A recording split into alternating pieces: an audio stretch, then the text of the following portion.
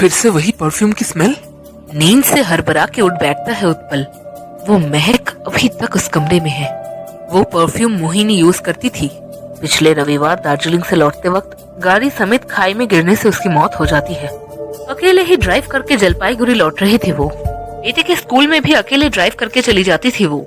उत्पल ने उसे बहुत बार कहा है ड्राइवर लेने के लिए, लेकिन फिर भी वो हंस के उसे कहती थी, I enjoy driving, don't worry darling.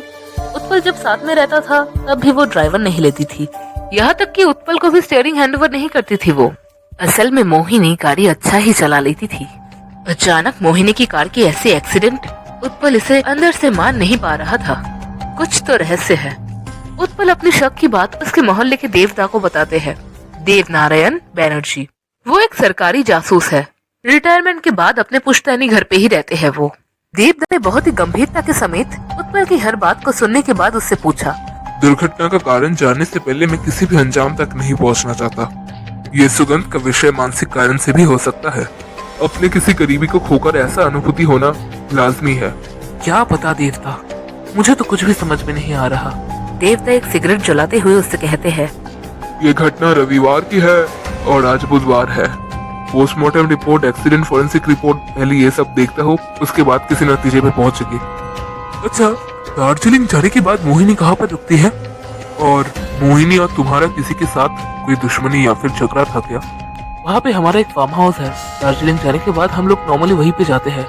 दुश्मनी तो वैसे कुछ नहीं है, लेकिन हाल ही में मोहिनी के मौसेरे भाई रंजन सेन जब भी आता था हमारे दार्जिलिंग वाले घर पर ही रुकता था। लगता है उसके साथ मोहिनी की थोड़ी बहुत अनबन हुई थी। मोहिनी ने इसलिए उसे उस घर पे आने के लिए मना कर दिया था।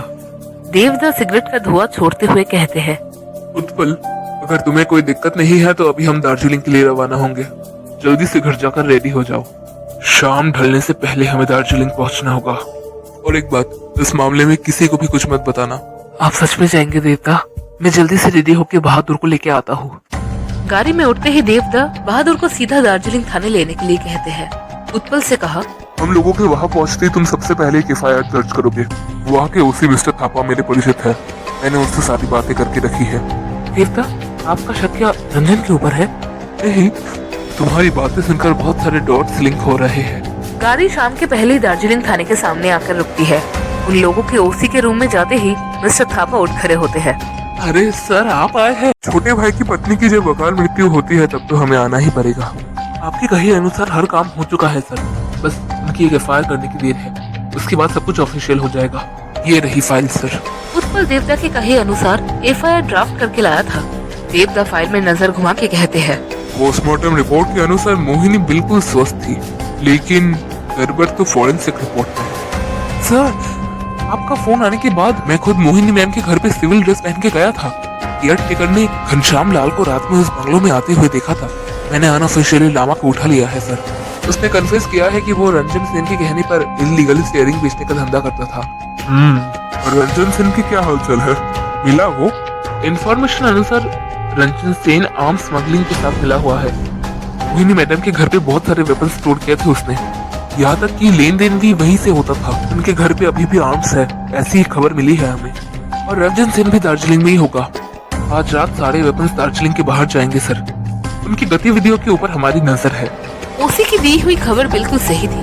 उस रात रंजन सेन और उसके 3 साथी पकड़े गए। टेररिस्ट केस की वजह से दार्जिलिंग में वेपन्स की डिमांड बढ़ गई थी और रंजन था उन वेपन्स के सप्लायर। लेकिन उसकी यही गैर कानूनी काम मोहिनी को पता चल गया था, इसलिए उसे रास्ते से हटाने के लिए रंजन ने कार एक्सीडेंट का षड्यंत्र रचा था। दोषी पकड़े जाते ही उत्पल उसी को धन्यवाद करता है। अरे ये तो हमारी ड्यूटी है सर। अगर सर हमें गाइड नहीं करते तो हम तो कुछ भी नहीं कर पाते। देवता मिस्टर थापा से अनुमति लेकर उत्पल के साथ गाड़ी में बैठते हैं। दुखी स्वर में उत्पल कहता है, उस परफ्यूम के स्मेल ने ही मुझे इस रहस्य का संकेत दिया था। देवता कुछ भी ना कहकर उत्पल के कंधे पर हाथ रखते हैं।